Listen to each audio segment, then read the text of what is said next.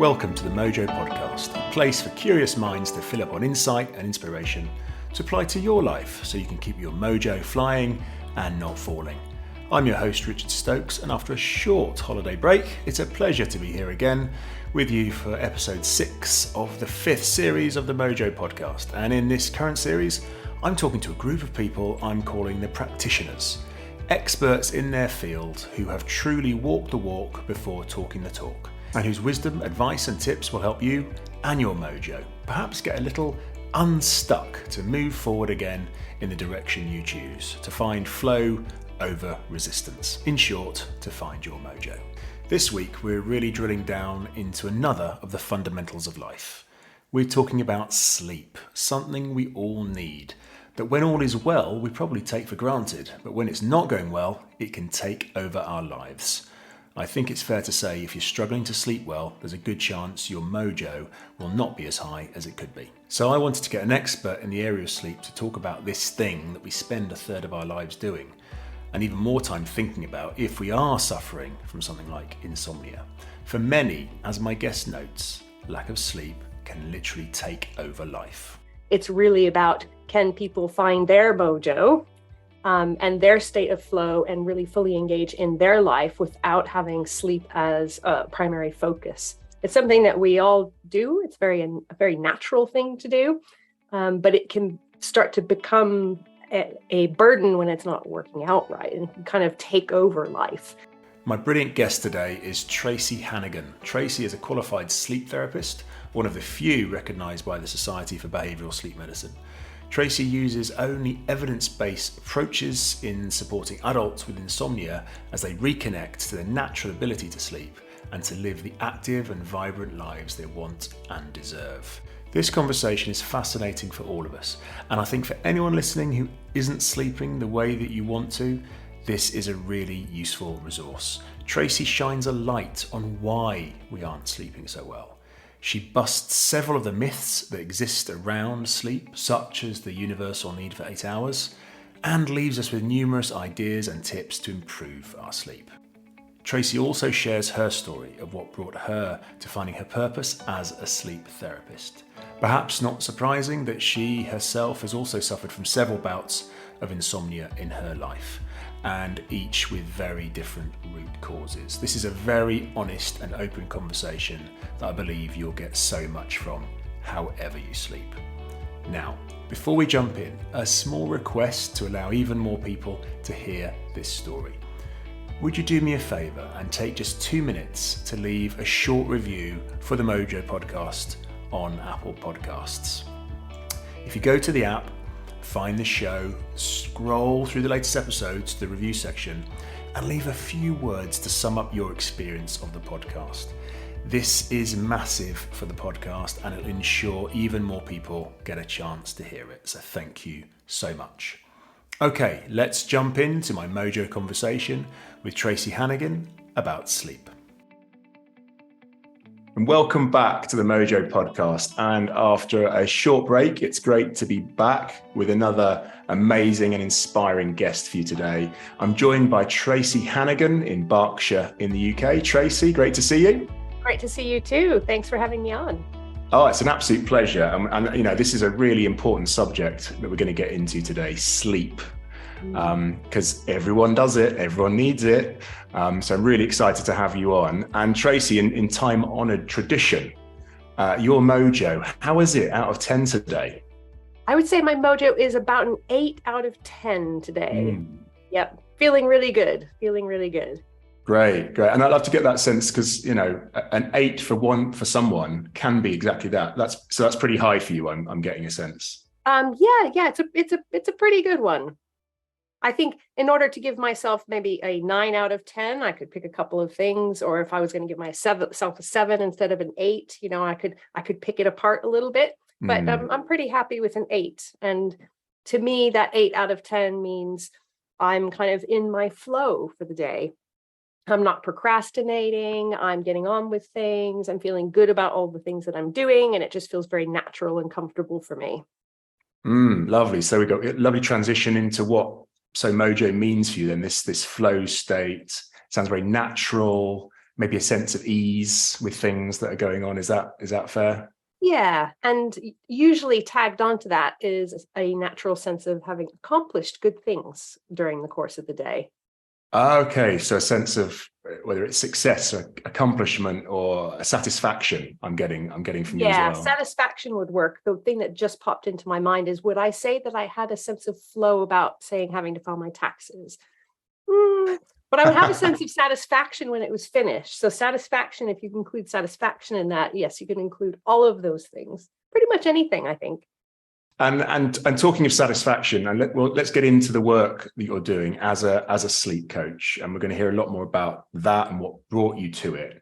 But I'm going to guess this is a satisfying line of work that you're in now. It is incredibly rewarding, and I call myself a sleep coach, a sleep therapist. But I like to look at people's, I guess, outcomes when they improve their sleep, not just as the numbers on a clock. It's really about, can people find their mojo and their state of flow and really fully engage in their life without having sleep as a primary focus. It's something that we all do. It's a very natural thing to do, but it can start to become a burden when it's not working out right and kind of take over life. And I really like helping through the sleep angle, bring people back into kind of living the active and vibrant lives that they really want to live. I count myself as very lucky because I've never suffered from insomnia. I've never had a period of no sleep. I know when I don't sleep well and how I feel the next day. And as you said, my mojo is depleted. Mm-hmm. And I think if I think about lots of guests I've had on the show, energy is something that is important to their mojo. And if our sleep isn't right, our energy and various forms of energy isn't going to be right either. So I guess that this is what you're saying. It becomes all consuming for people, I guess. Do you see that? Yeah, quite naturally, because our brains are wired to focus on finding threats so that we can protect ourselves. We look at not having energy, we look at feeling terrible, we look at having red puffy eyes and all that stuff, and it just starts to fill in a lot of space in our life. And then we focus on it more, and then actually creates more problems and creates more kind of side effects from not sleeping well. Becomes a little bit of a vicious circle, and it's constant. Insomnia in and of itself, it just screams for our attention. And one of the really interesting things about the long-term route out of insomnia and into kind of recovery is not giving it that attention, ironically. Right. Okay. So let's talk a bit more about that. So here's something that is desperate for your attention that you mustn't give attention to. It feels to me it's a bit like when, so I'm a meditator, and I remember my meditation teacher saying, as soon as you try and tell yourself not to think about something, guess what you do? You think about something. So how do we find this space of not giving it the attention when it's demanding all this attention? I think that the easiest way to find that space is to really take on board that the response that we're having to not sleeping is the kind of response that our brain wants to generate if we're being chased by a bear. And it really doesn't warrant that level of response. And so if you can find that space and drop the kind of the anxiety about not sleeping, then sleeping is more likely to return, because as long as our threat radar is switched on, we're going to want to pay attention to it.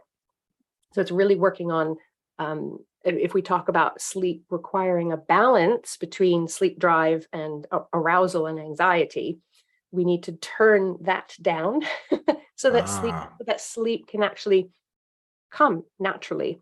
And I really like to reassure people, actually. There's a lot of fear mongering. There's a lot of scary stuff out there. If you read the sound bites about sleep, and they aren't entirely accurate, a lot of them. Okay. The fact that when we have insomnia, we're not sleeping well, is very often an indicator that our sleep system is working perfectly. It's just that our arousal is not allowing sleep to happen. And it's adaptive and it's natural. If we have really high levels of arousal, whether it's about an immediate life event or whether it's because we are scared of not sleeping, our threat system is switched on and we're not going to be able to sleep in that context. And so it's actually working perfectly. It's just really unfortunate the way that it works out for us. But if we can drop that running away from the bear type of response and retrain our response to not sleeping, we will sleep again.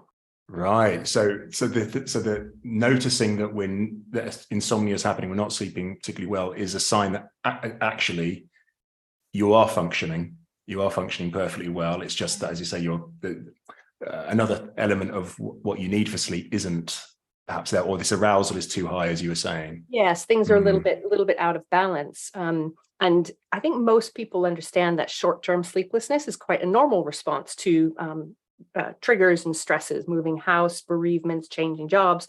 Sometimes it's a negative thing, sometimes it's a really positive thing.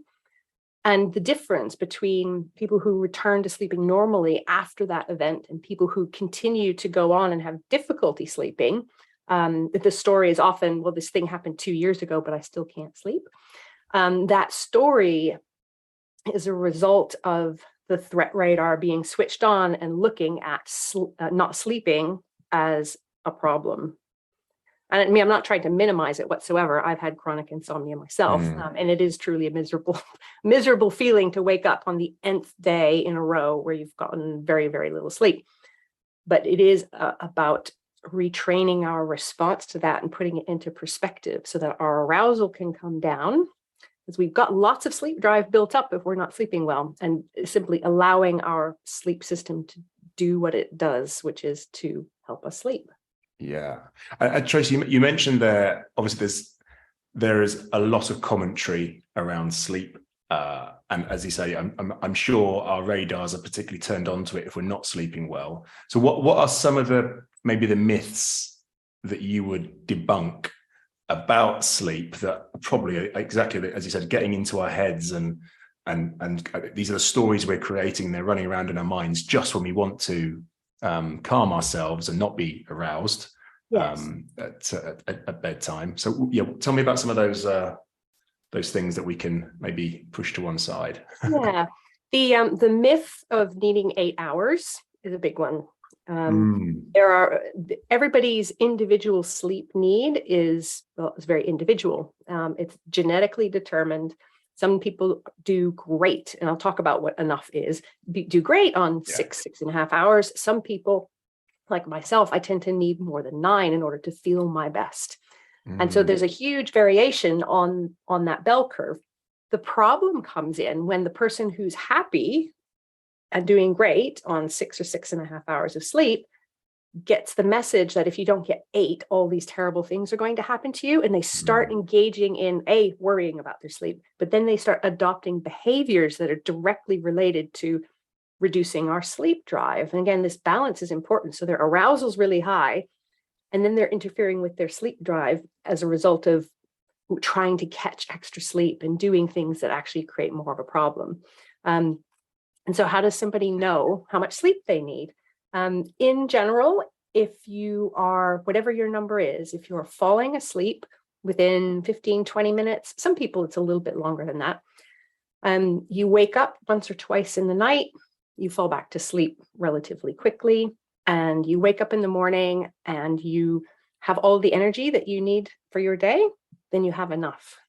And saying everybody needs 8 hours of sleep is like saying, Tracy, you really should be wearing a size 8 shoe. That's never going to work for me. I have little feet. So that's a really big one, because it drives a lot of fear, because it's attached to this idea that if you don't get 8 hours, you have all of these terrible health outcomes, which is another thing that is a lot more complicated than the sound bites really reveal. When you speak to a group of people who aren't sleeping well, there's lots of different reasons why. Some people might be going through a short-term stressor. Some people might have chronic insomnia. Some people might have sleep apnea, or one of the other 85, 90 sleep disorders out there. And it's not insomnia specifically that is attached to all of the adverse health outcomes that people panic about the most, such as strokes and cardiovascular disease. That tends to be associated with sleep apnea. So if you reduce the complexity down to a soundbite that says, well, if you don't get 8 hours or you don't sleep well, then all these bad things are going to happen.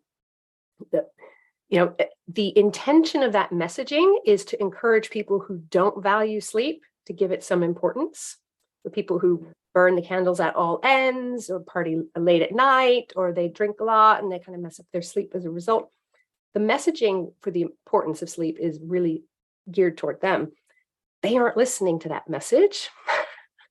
The people who are up and not able to sleep and are scrolling on their phone are the ones reading that message. And so that creates extra fear, extra layers of anxiety. Those are the two biggest and most well-attached myths out there around sleep. I just always know that number, that 8 hours, is just what we've kind of grown up with. It's kind of almost like the 5 a day for fruit and veg. Yeah, so the 8 ounces are the certain specific amount of water, or all of this. A lot of them have literally been pulled out of nowhere. Yeah, become these kind of cultural beliefs that don't have a lot of basis to them. Yeah, yeah. And as you're saying, and I say this to my clients all the time, we are all unique human beings. We all have our own needs and desires and different states. And really, for me, this comes down to a lovely piece of self-awareness of what works for me. What is my, bullseye in terms of sleep. And obviously, we have a young son, so sleep has been disrupted a little bit over the last few years. But that's short term, as you say. That I know that's not going to sit with us forever. But I find it reassuring knowing that actually what's right for me and what's right for my wife, and it's likely to be quite different. That's the thing. It's going to vary from person to person, and then you layer on top the other issues. Like some people are morning people, some people are night owls. I am a morning person. I love being up early, but it also means that I'm in bed at 8:30 at night, which most people think is really terrible. But the opposite side, if you said, Tracy, you need to stay up until midnight, 1 o'clock every day, and then sleep until 11, I would feel like I've been missing my entire day. And knowing what's right for you in terms of when you're sleeping is really important. I know a lot of people become entrepreneurs if they are really on the high end of being a night owl, because it fits. It fits for them. Society tends to be revolving around people who kind of fit in the middle of the bell curve, and the 9-to-5 job schedules and that sort of thing. That wouldn't work for me very well. I would be exhausted by 3 o'clock in the afternoon. That's why I tend to work from 7 to 3. It works for me. And that gives me a couple of hours in the morning to do my own thing and kind of set myself up mentally for my day. It works for me. So this sort of personalization of sleep, what I'm hearing, sounds like a really good step for anyone who maybe their sleep isn't as good. And I almost hesitated saying that word, by the way, as good, because it almost sounds like, now am I starting to judge my own sleep, and what does that do for me? What do you think? Are we doing that as well? I think we definitely do that. When we talk about the personalization of sleep, and you want to address kind of myths and things, I would say that when most people look online for help with their sleep, they see a generic list of sleep hygiene tips, like the room must be dark and it must be cold. But we all know people who could sleep in broad daylight. Not a problem. Yes. They can sleep with planes flying overhead and cars going by, and they do just fine.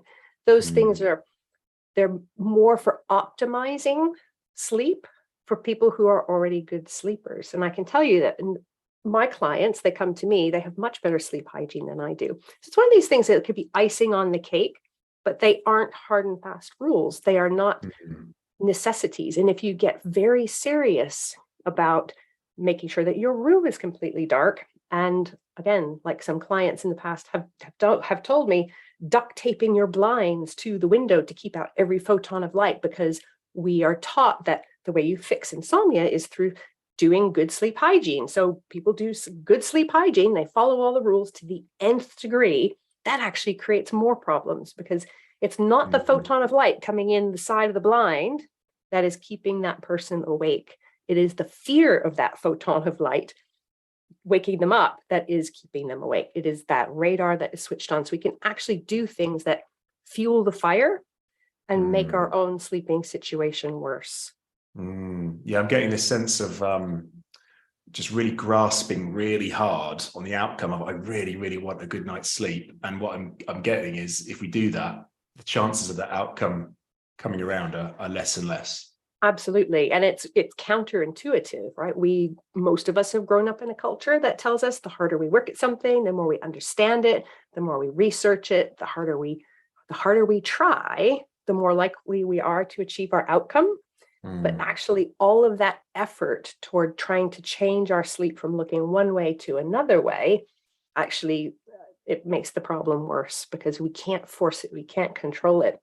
And if we have this idea that we have to change it because we're afraid of what it looks like, all of those behaviors like taping the blinds, wearing headphones, have to have the right mask with the right kind of lavender granules in it, and all of that stuff that people get really, really detailed about, it's just reinforcing that part of our brain that perceives not sleeping as a threat.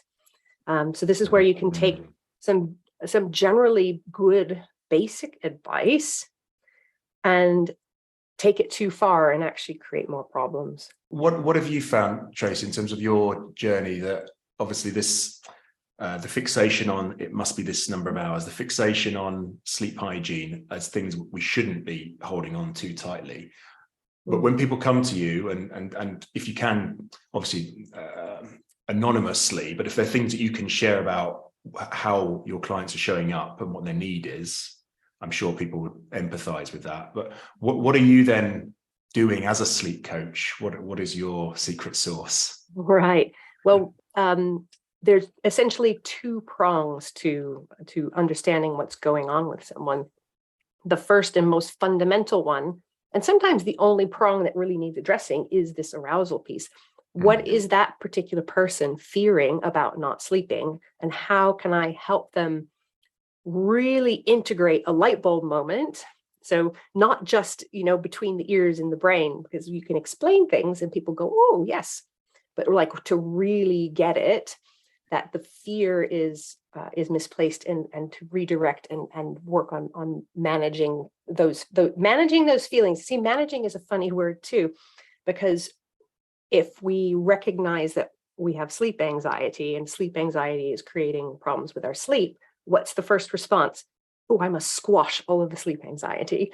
But that's our brain trying to help us. We have to learn to work with it. So it's a slightly longer process. There's no kind of like 1, 2, 3 tip list that I can give people, but working on that arousal piece and really understanding the root of what the fear is. And that looks different for everybody.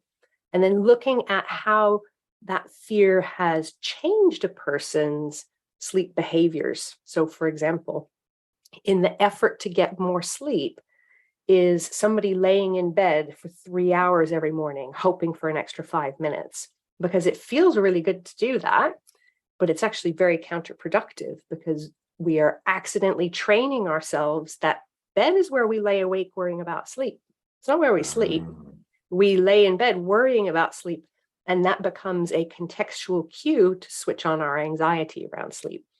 Really common example is most people with insomnia have a lot of sleep drive. Eventually that sleepiness comes. Maybe they're watching a nice movie downstairs. They're not thinking about their sleep. They've got lots of sleep drive. They suddenly feel really sleepy. And they think, I'm going to take advantage of this. I'm going to go upstairs and go to bed. And they're literally falling asleep on the sofa. As soon as they get into bed, their brain switches on and it starts going a million miles an hour, and then sleep doesn't come.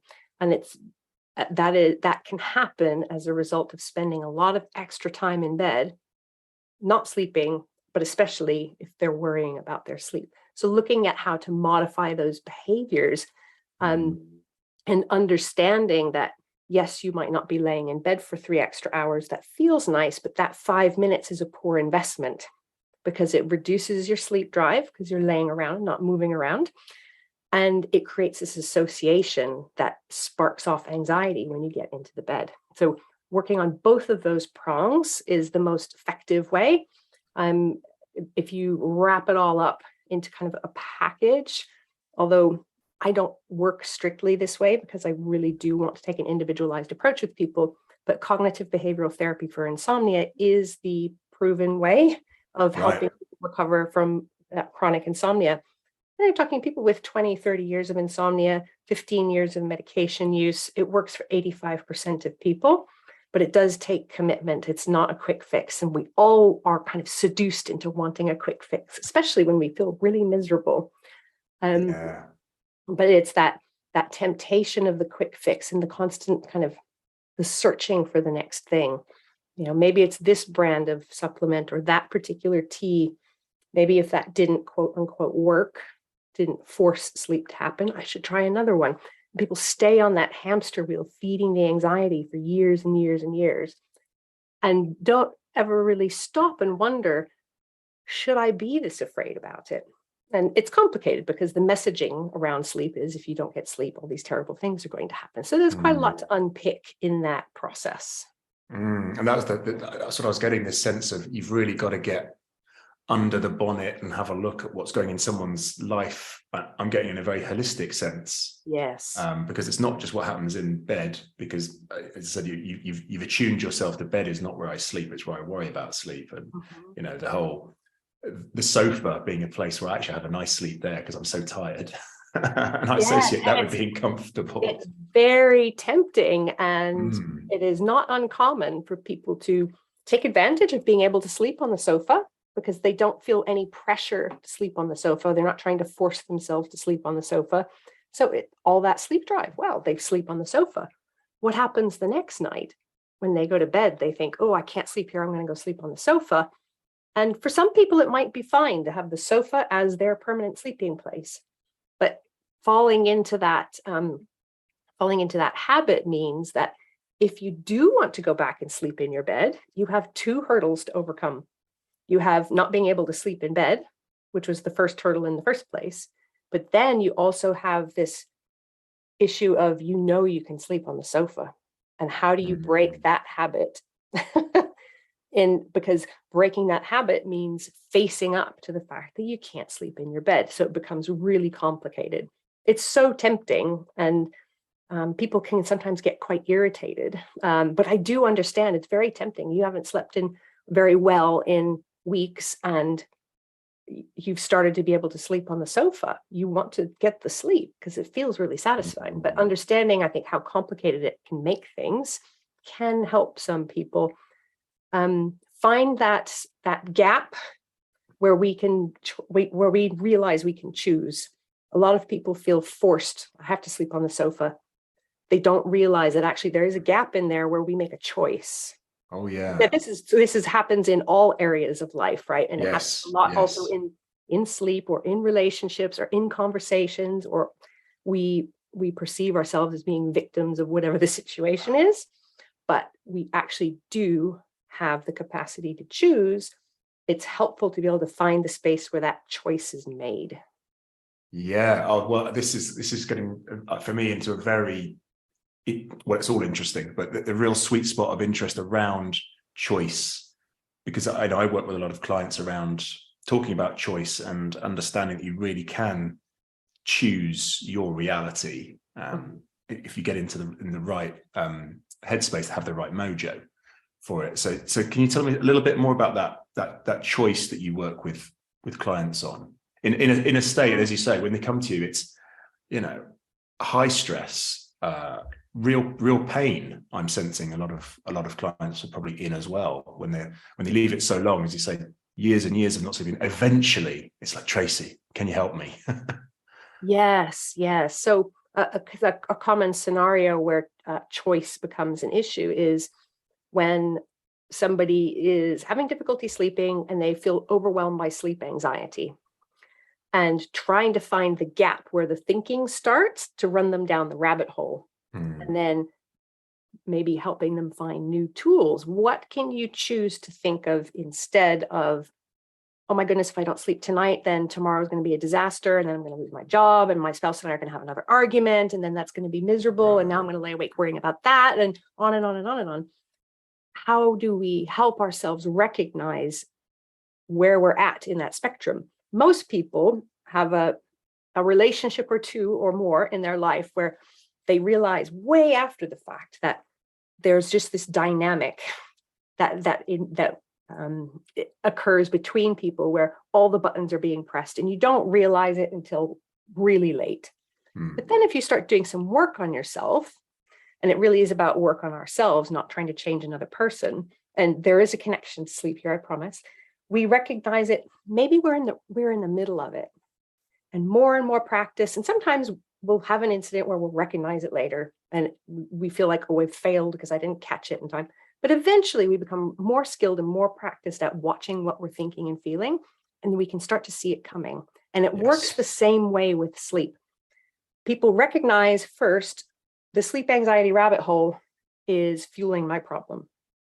Okay, what do I do now? I try to crush the sleep anxiety. Well, actually, we have to recognize that it serves a purpose, and we can't not have those feelings, but we can look at them, and we can look at the train of thought that develops out of those.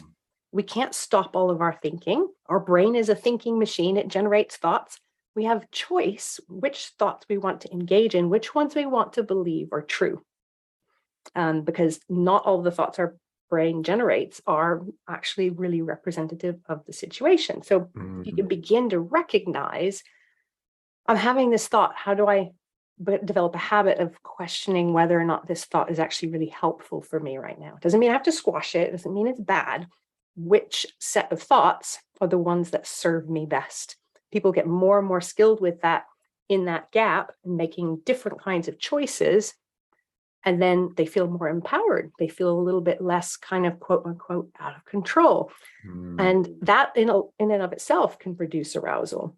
That kind of feeling of self-efficacy is where the real root is, with kind of learning to live with, and then eventually without something like sleep anxiety. It takes practice. Well, I think that's the thing. I'm definitely getting that from you loud and clear about it's not these short-term immediate hacks that I know, our very dynamic lives turn us on to because we need quick solutions. But with everything, with all of this inner work, it takes time, it takes practice. I'm sure and with this sleep, it's definitely going to be daily practice because it's something obviously we need to do every day, every night. Tracy, a slight change of tack now. I'm really interested in what brought you to this work, to being a practitioner around sleep. What's the story behind your journey? So there are a couple of prongs to that journey. Back in my early 20s, I lost my first husband to cancer. And in a situation like that, naturally, your sleep is going to become quite disrupted. Yeah. And it's a perfect representation of an event creating short-term sleeplessness, but that sleeplessness went on for a really long time. And the reason now, looking back on it, is because I started getting quite obsessive about my sleep. Eventually, that passed, and I didn't recognize how I helped myself pass through that until I had my second bout of insomnia, where I engaged using more of these sorts of approaches once I found them. And I came through that, and that's been 10-ish years now. And so I've got that personal experience in two different contexts. And one of the things that people do is that it comes down to this choice thing, feeling like I can't go do things because I'm really tired, or my friends aren't going to enjoy my company because I'm really tired. All of this judgmental stuff forces people to feel like they don't have a choice except to sit in their room and be miserable. They begin to stop engaging in the outside world. And so what happens is their concern about their sleep just fills in all of that space. Again, this insomnia kind of screaming for attention, and it adds fuel to the fire. One thing that I learned through part of my journey in using these techniques is really, I might not feel my 100% as I judge my 100% today should be, which is usually comparing myself to the past or to some idealized me in the future. Right. I might not feel 100%, but I'm going to go and do that thing anyway. I'm going to go see that person anyway. I'm going to keep the important things in my life, even if it's uncomfortable. Running away from doing those things can help people feel more comfortable because they don't have to face wondering what people think or maybe not being as perfect as they want to be. And that was a huge light bulb for me because I hadn't realized how I got through my first bout of insomnia. And that's how I ended up doing it, is I began re-engaging in life as part of the end of a really protracted grieving process. The light bulb was huge with that. But again, when we're talking about choices, people do have a choice, even though they might feel like they don't have a choice. And so I would urge people, as long as it's safe, if you're falling asleep at the wheel, you shouldn't be driving. We want to be sensible here. Yeah. But and occasionally, if you just don't feel up to it, my suggestion is don't beat yourself up, but don't routinely cut things out of your life because of how much sleep you've had the night before, or if it's going to impact your sleep the next night, because this just fuels this idea that not sleeping is dangerous. And we want to not pour more fuel on that. So I went through those two experiences, and having gone through the second one, I am a regulated healthcare professional here in the UK. I did additional training in behavioral sleep medicine, specializing in adult insomnia. And that just became a part of that work initially.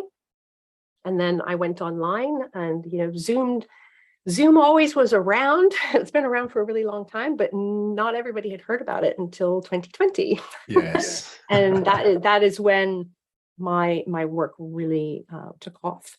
People began finding me online and wanting to work with me. And that's the circuitous route that took me to doing what I do today. Yeah, I mean, in common with lots of my guests, a very personal experience and need is what brings us to the work that we do. And, I use work lightly because it really is passion. It's what, my words, not yours, but if I feel like I was put here to be, a coach. And I'm guessing you probably feel the same. Yeah. I mean, work is a loaded word, isn't it? Work is that thing that you have to do, that you have to go out and pay your bills or whatever. There's no zest in that word the way that we typically use it. And it's definitely does not have a lot of mojo layered on top of it. But you're right. It's when you do something that feels really meaningful to you and really personal to you, and you see that you have an impact on other people, how can you not feel amazing? And it is tricky to use the word work. Yeah. And it's simply because, we do get compensated for our time, experience, and expertise. That's not a bad thing. I think that it's important to be able to recognize what we give to the world in lots and lots of different ways, and that's just one of them. But you're right. Work is a funny word. More vocation probably than yeah. Work. But I get a real sense that you're really in your values doing what you're doing. Whether it's sort of support and help and making a difference. A lot of the things I've been hearing from you during that, and just you mentioned 2020. Obviously, it's the recent past, but it still lives with us all. Did you notice? Was there an uptick in people's poor sleep health that you think was linked to pandemic? So indirectly, so there's a lot that we're learning stuff every day, right? But indirectly, in the heat of it, there's just a lot of high anxiety, not sure what's going on, not sure about, work. Am I still going to get paid? It triggered a lot of vulnerability fears in people, which then obviously had a knock-on effect on things like sleep. Working from home in and of itself, I believe, has had a knock-on effect on people's sleep. There are fewer boundaries. Work tends to spread out earlier and earlier in the morning and later at night. Yes. And people expect an immediate response because you're online and, what else are you doing at home all day? And that's not even necessarily about work. That's personal stuff as well. So it begins to kind of expand and fill that space. Plus, you're not going out and seeing people. You're less physically active. We were allowed out for an hour a day for our exercise. Commuting, going to the groceries, all that stuff is normally kind of a cumulative way that we help build our sleep drive. Right. People not having to go turn up at the office with their suit pressed and their hair done at 9 o'clock in the morning means that people were sometimes lying in the morning and rocking up to their Zoom calls with a shirt on and nothing else. That means that people are building less sleep drive because they are just not engaging in their normal activities. So the anxiety, which raises arousal, plus the reduced sleep drive, was a perfect recipe for creating more sleeping problems for people. Wow. Yeah. And, everything you're saying rings true with, as lots of people I work with, that lack of boundary, that breaking of habits that are long established that help build up the sleep drive. As you said, all these things, it's all so obvious and clear, but, when it's not happening, you say that fear sitting there. And just on, you talked about Zoom, and obviously we both use Zoom for our businesses, and it's an amazing tool. However, like with all tools, it can be overused. Is there any evidence that the working from home life and going back to back on video calls, obviously other video call platforms are available, not just Zoom. Is there any evidence that is affecting our sleep generically as well? So I'm not aware of direct evidence because I haven't looked at that specific issue, but I'm going to do that as a bit of homework for myself. What I would say is I definitely think that it ties into that concept. You just used the word boundary. Generally, when our boundaries are not good, our sleep is not good for a whole lot of reasons. One of the things that was lost with having to go to meetings that required you to physically get up, drive somewhere, go somewhere. So we had all these natural breaks in our need to focus mentally. Contextual cues were different. These natural boundaries are important, including things like you get up in the morning, you take a shower and you get dressed and then you go to work. And then at the end of the day, you close your laptop, you get in your car, you get on the train, then you go home. All these natural boundaries just disappeared. And I know that people talk about Zoom fatigue, having to do these back to back calls. I think that's stressful, to be constantly having to be fully engaged without those natural breaks is not healthy for us, I don't think. Yeah. I wouldn't be surprised. I wouldn't be surprised if there's some evidence to that effect. Yeah, I've read an amount of stuff around Zoom fatigue, but nothing that's specifically linked to sleep. So yeah, I'm just really curious if anything has been, academic has been studied on that. So maybe that's something to, as you say, to look at. And Tracy, I'd love to get a sense of, carrying on the Zoom conversation slightly, how people work with you, how people work with a sleep coach. Is it, you come and watch me sleeping in my bed? How does it actually work in practicality? Yeah, so this is great for a segue talking about boundaries. No, it doesn't work that way. Because the whole idea is about helping people naturally manage their own levels of arousal and sleep drive. And just like having, even if it's a placebo pill on the side of the bed, being able to pick up and call me in the middle of the night, it's not good for me. But you don't develop your own sense of self-mastery along the journey in a situation like that. So essentially what happens is people will either look around online or they'll find me on social media. I offer a variety of different kinds of packages for people depending on what's most appropriate. Yeah. There's an assessment where I get a good idea. Can I help this person? Should they get some other kind of care? Because that's really important as part of my duty of care to people. If I don't think that they can help, I should refer them. And then we have a conversation. The conversation usually begins around some of the myth busting, some of the working on the mindset piece, looking at how sleep drive has been interfered with by reaction to the fear. And then I like to send people off of our first call with a concrete action plan. Yeah. This is how I want to approach this particular aspect of my sleep.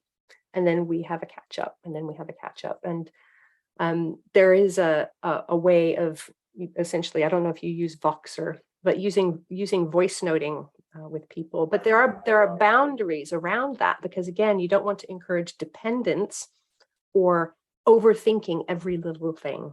A lot of the recovery that people find at the end of the journey is that just not so perfectionistic or perseverating about all the little things. So finding that, again, that boundary between being available and being reassuring and being able to answer questions versus encouraging unhealthy dependence. It's important. Yes. It's important. Yeah, and I bet, because as we said when we kicked off this, when sleep isn't right, it becomes everything and it dominates everything. So I imagine, And the fear drives people to want to grab on. Right, to you, because you're there, Yep. you can help. Mm-hmm. So I imagine that is a fine line that you have to tread. Yeah. Yes. Yeah. For people's own long-term well-being. Yes. But it is very handy because I don't want people necessarily waiting 2 weeks because they have a process question. If you see what I mean. Yeah. I want people to continue to make progress between sessions. Got it. And I know, and all this is going to go in the show notes. You have on your website, there's lots of links and resources, and I think do you have a newsletter? People can sign up. I do send out information regularly about different ways of thinking about sleep, different ways to help use the fundamentals to help improve sleep. Again, it's not going to be a list of tips and tricks, but I explain why. Yeah, because that's important.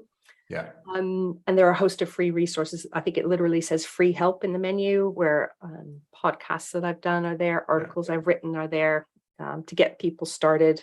And there are also ways to book services there as well. Brilliant. So all that will be in the show notes, and people can get in touch if this has really hit a need, and I believe it does sit with lots of different people. And Tracy, just to sort of close off, we've talked about sleep, and you talked about your journey with sleep and Mojo. What is there any other things that you need to do on a daily basis to get that Mojo, as you say, keeping it at that 8 or 9 rather than down at the 5 or 6 level?